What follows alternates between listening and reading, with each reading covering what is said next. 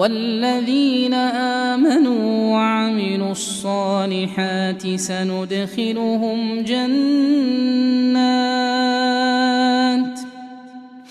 جنات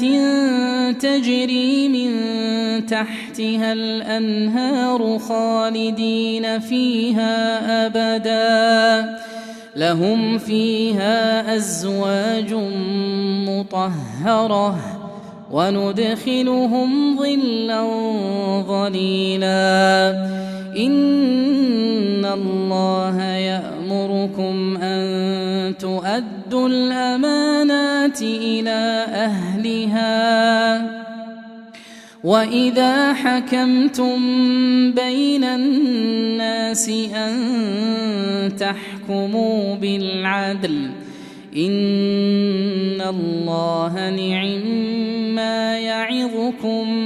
به إن الله كان سميعا بصيرا